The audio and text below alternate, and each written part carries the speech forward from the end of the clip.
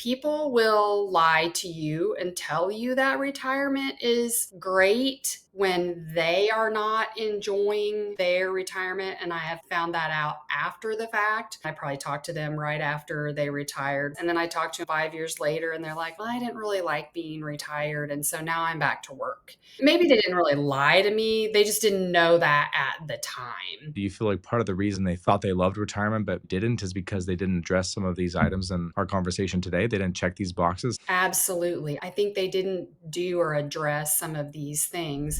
Welcome back. I'm excited to have Melinda Miller returning to the channel today. She is a mother of two beautiful daughters, an educator for over 30 years, and was a principal for much of that time. She shares on her own YouTube channel her dynamic journey of her retirement experience, and we're grateful to have her back on the channel to share some more insights, specifically the boxes that she wished she had checked off before she started retirement. So, Melinda, a lot of these topics that you brought up are things that I wish my own clients had been checking off. And that first question, if I can kick you off, is what is the why? Why are you retiring? Because many times I see my own clients that they're just so excited to pull the trigger and they haven't pumped the brakes long enough to answer that. Yes, there has to be more of a why than just you can. I retired because in the state of Missouri, there are different levels of retirement from public education. I chose 80 and out, my years plus my age. I can retire. I just knew all along this is where I retire. So my why was just because I could at the time. Some people may find that they cross that threshold and then they feel like they're in an empty room and say, what now? So I think that leads to your next box that you had brought up. The next one is having something to retire to. When I retired, I just wanted out. And a lot of people want out of the 9 to 5. They want out of the daily grind. They don't want to work with people anymore, tied down to the man or have to do what the boss says. Sure. But they don't think past, okay, yeah, but then what are you going to do? What are you retiring to?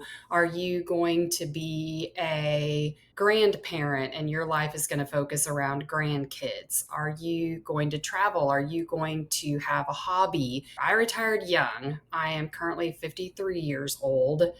I have 20 years at least before I hit the aches and pains of being old, maybe. So, Yep. what am I going to do for the next 20 years? Exactly. No, I hear that message loud and clear. When I think of retirees, I think they have to have three things in order to be happy.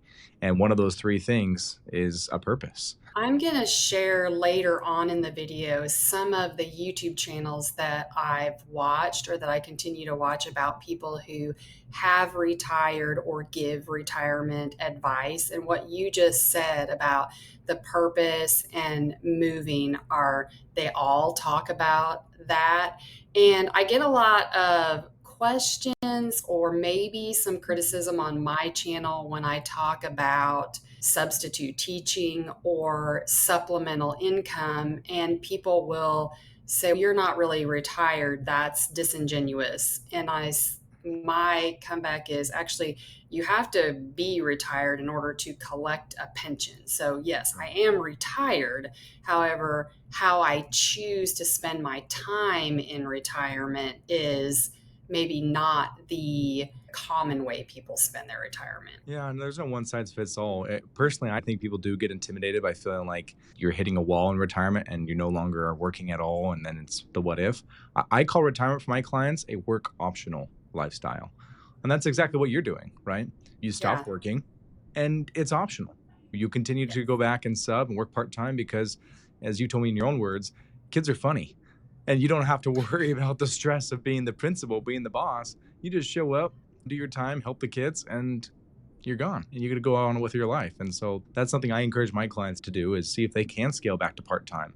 And yeah, that is a form of retirement because it's work optional lifestyle, or find other areas to pursue a job or a hobby that, yeah, won't pay as much as you used to be paid, but you may enjoy it a whole lot more. And that's what matters more, in my opinion. And it's funny that we talk about that today because yesterday was a bucket list day for me. Hmm. I thought that I always wanted to be a high school principal. and one of the local schools called and they needed a substitute principal. And this is a high school with 2,000 kids. Oh, wow. And my dream high school, I would love to be a high school principal. And it wasn't what I thought that it was going to be. I loved it, but just the person that I become when I'm a principal is what I retired from. I felt like people needed me, but it wasn't the same as when I had the job as a principal. So at this point, my purpose would be substitute teaching in order to just be helpful to teachers that need to be gone, be helpful to kids that think substitutes are weird. Maybe I'm weird, but I enjoy them. So, anyway, I just had to share that story because that's like fresh on my mind. No, that's fantastic. I think it's a good example of be careful what you wish for, right? Because it may not be cracked up to be what you hoped or you thought, right? The grass isn't always greener, and that includes Because I retirement. because I have thought if I were offered a chance to go back or after my kids are moved out onto college doing their own thing, I could move to another state close Hmm. by and be a principal again. Hmm. And I think I learned yesterday that I probably don't want to do that. That's another box you checked. Not on today's list, but another box that you personally checked. But the next Yes. box that you had brought up you want to cover had to do more with your actual finances and budgeting. Yes, I feel like I have been good with my money over the years. I had a budget in my mind, but I didn't really track expenses. Like I knew what I was spending money on. What I've been doing now, and what I would encourage people to do before they retire, is track expenses for 6 months to a year. Where exactly is your money going? I think once you track them, you're going to learn how much you spend on a daily basis, how much you spend on a weekly basis. Maybe there's some things that you don't need. So, tracking your expenses has been really beneficial for me. I couldn't agree more. A recent example actually is I had a client come in yesterday, recently retired. She worked at CVS for decades and her severance just ran out. So now she is really living on her retirement income. And you don't want to mess that up. You got to really make sure that your income needs are met. And so she had actually come in with a sticky note. I threw it away already, but a sticky note of every single line item of every single thing that she pays for on a monthly basis and on an annual basis. And I was just so happy because it made my job easier to be confident about saying, here's the amount of income that we can produce to meet these exact needs. And she felt confident knowing that I didn't just come up with a number and she said, oh, I hope this works because we both left the room knowing her retirement income needs are met. And you can't do that until, like you said, you do a diagnosis, and diagnosis is half the solution many times. So couldn't agree more. Tracking your expenses is very important. Just like those who weigh themselves on the scale every morning, somehow magically they start to lose weight. I think that which gets managed gets improved, and that applies to our finances as well. I think we lie to ourselves too, because there are things that somebody brought up in my last budget video on my channel, something about my nails. Like I always have my nails done, or they've noticed my nails in my video. And I'm like, you know what? I don't ever write that down anywhere. And they said, do you have a line item for that? And honestly, I don't. But then next month I will. Every month I have found things that I've either lied to myself about and not wanted to own that's an expense, or I've actually just forgotten that's an expense. Yeah, it's a journey. Like we said at the beginning of the conversation, your experience, you're learning every day. It's not like you're set in stone. And I think that's what makes a successful retiree is adapting. So the Mhm. next box that you brought up you wanted to cover had to do more with travel. Yes, I think that like a misconception about retirement is traveling, fishing, golfing, pickleball. Like there's these certain things that are acceptable, like society accepts in retirement. You're supposed to do these things. And travel was one of them. I didn't retire to travel. Once I realized that and I stopped putting the pressure on myself about this illusion of traveling, I just marked that off my list. It sounds like that just isn't an urge of yours, which is fine. It's just not your cup of tea. It's going to London to get a cup of tea. Is that fair to say? Yep. Yeah, goals change. I had a client this week that came in and her mother was an avid bridge player, the card game bridge. And so she went as far to start taking classes. She hired a coach. She was reading books. And I asked her this week, I said, "How's bridge going?" And she said, "I don't think it's for me." She just said, "There's too much to learn. I'm not even past the bidding stage of learning how that works, and I don't think I'm enjoying it." And she was doing it because she wanted to do it in memory of her mother and feel like she had a connection with her late mother. And I think she came around full circle in the same way you said. She said, "Maybe bridge just isn't for me. I'm going to go back to my scrapbooking, my crafts." And I think Yeah, everyone has their own flavor of what retirement is. And it comes down to, again, having a purpose and something you really enjoy, not doing it because you feel that's the stereotype or that's where society expects you to do. I agree Yeah. with that. Yeah. So that being the case, let's talk about the next few boxes because they follow a similar theme of things that you wish you had done before retiring. Those check boxes include getting more exposure to those who are a few steps ahead of you. So I'll let you speak to those, please.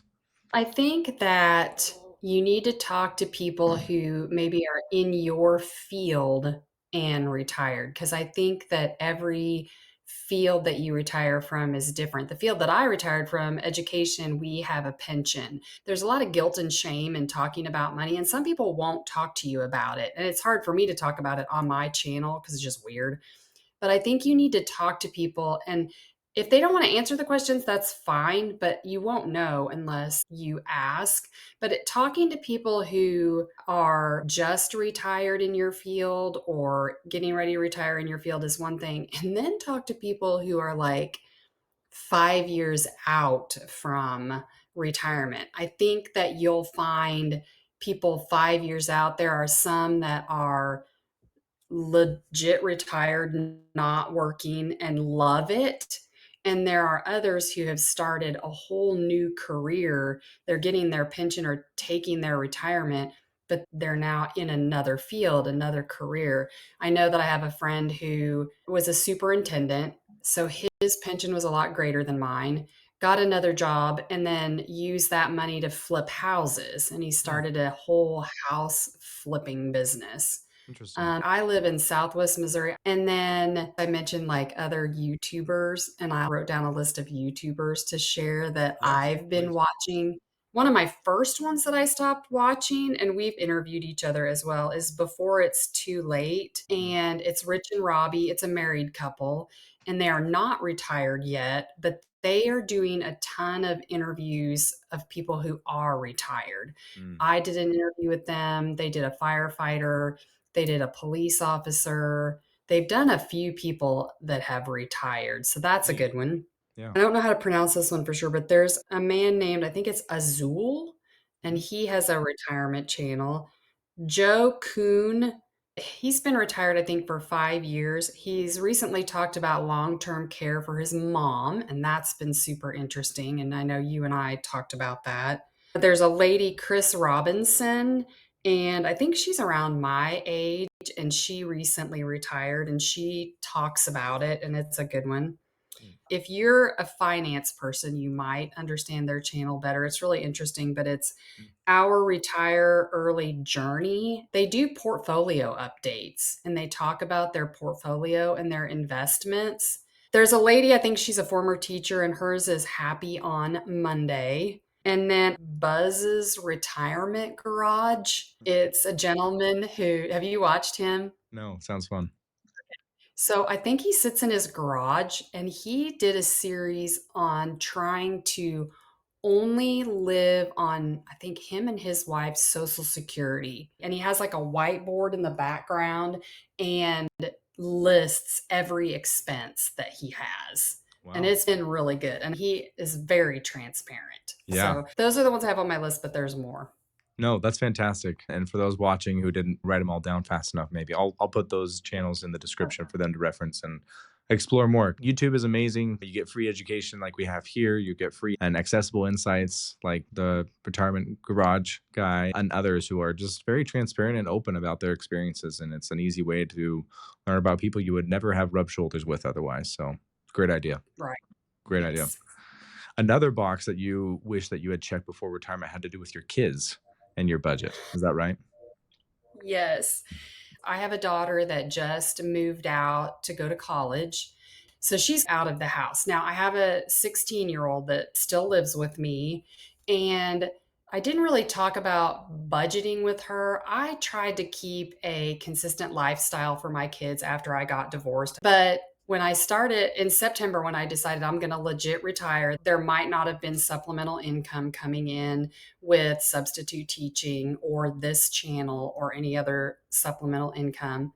Then I wanted to watch what we were spending. When I was a principal and a single mom, eating out was our life. It was a survival tactic of I just didn't have time for stuff. Sure. I hadn't talked to her about we're not going to eat out, I'm going to cook, or we're going to reduce the amount of coffees or ice creams or whatever. So I wish we had talked about that instead of me just dropping it on her like a bomb.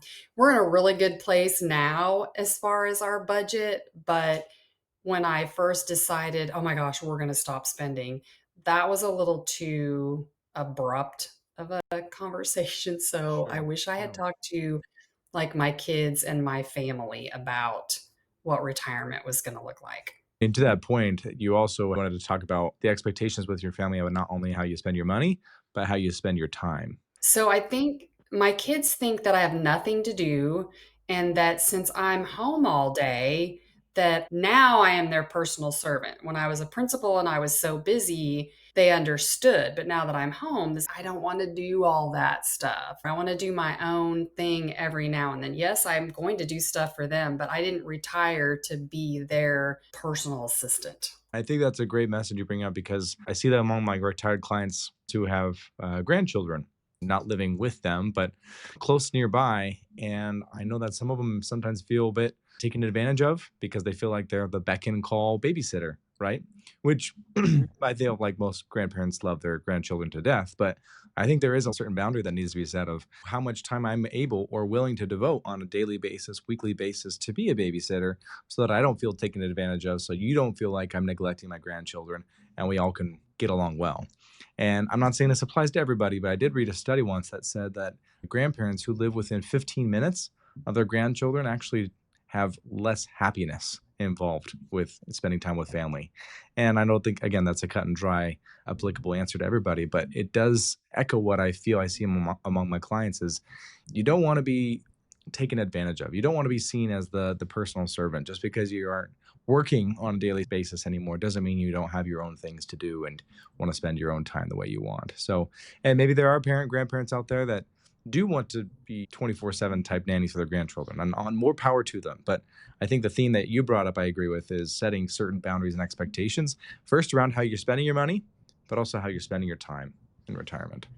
And I have friends in both camps. I have friends that retired and are now the child care provider for their grandkids. And then I have friends who have just chosen not to do that. Or they've told their kids, okay, I'll watch your kids on Wednesdays, but I'm not going to be your everyday child care provider. I've seen people who've enjoyed it and then I've seen people who their own kids have taken advantage of them. My mom told me way before I had kids that she wasn't going to be childcare for my kids. And it wouldn't have applied to me anyway because I live so far away from my mom. But she also told my older brother, hey, I'm not going to watch your kids for you all the time. Of course, if you're in a bind, then yes. Sure. I've told my kids that at this point. I have another friend who's a teacher who's getting ready to retire in the next couple of years. And I think her daughter has 3 kids and getting ready to have her fourth. And she has a feeling that her daughter is expecting her to be able to. There's a lot of assumptions that go on in retirement that need to be verbalized. Definitely. And two last boxes that you brought up to check off before retiring that you wish you had covered is one had to do with your emergency expenses. Can you speak to that? Yes. Currently, I have some money that if an expensive emergency happened, I could take care of it. But thinking to the future, I know that I'm going to have to replace my air conditioner within the next couple of years. I also have a refrigerator. This is an anomaly. I think I could make the news with this. My refrigerator is 30 years old. It's a Wow. Whirlpool. I think if I moved it or switched it out, it would like disintegrate. But it's like the oldest refrigerator I've ever known. With my new budgeting tactics, I've learned about sinking funds and putting money aside for certain things. So I have a refrigerator fund, I have an air conditioner fund.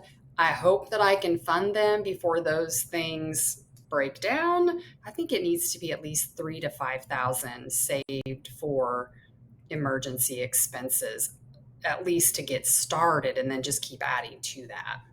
Yeah, everyone's number is different about what their comfort level is. I generally tell clients that rule of thumb of 3 to 6 months worth of expenses. So if you're spending $5,000 a month, which is high, right? I feel like at a minimum, you should have Mhm. $15,000 of savings in an account.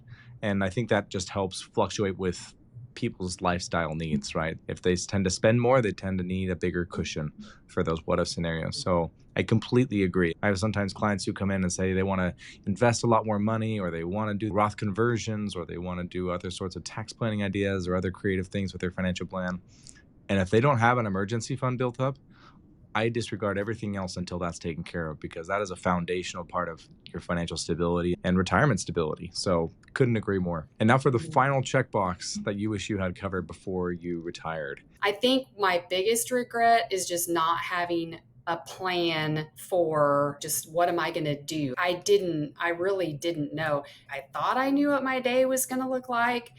But then once I was retired, I didn't want to do those things. I thought I wanted to do Sure. those things, but I don't want to do those things. People will lie to you and tell you that retirement is great when they are not enjoying their retirement. And I have found that out after the fact. A lot of the people that retired and told me how great it was at that time, again, I probably talked to them right after they retired within a year or two, and then I talked to them 5 years later and they're like, well, I didn't really like being retired. And so now I'm back to work. Maybe they didn't really lie to me. They just didn't know that at the time. But Hmm. that's why just kind of talking to people is probably something that I should have done more of. But do you feel like part of the reason they thought they loved retirement, but maybe really didn't, is because they didn't address some of these items in our conversation today? They didn't check these boxes, so it didn't make retirement as optimal as they hoped it could be?